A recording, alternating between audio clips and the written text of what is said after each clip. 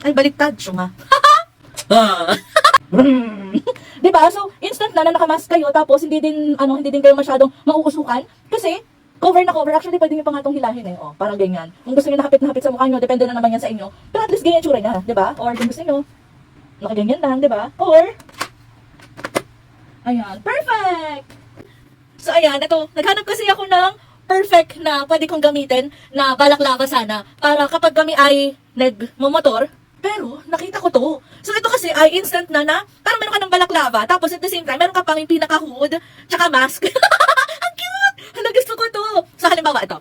Kasi perfect na perfect to kasi since mahaba yung ganito niya, hindi din iitim yung pinaka-ganito nyo. So, perfect. So, wait. Perfect!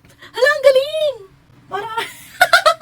So yan, kung naghanap kayo ng balaklava, ako mas i-recommend ko na yung ganitong klase. May instant ka na balaklava, tapos may face mask ka pa. So anyways, ayan, ilalagay ko sa yellow basket just in case. Perfect din yan, ngayong 11/11, pwede na kayong mag-check out niyan para talaga namang malaki ang ma-save ninyo at pwede din itong pang regalo sa Christmas.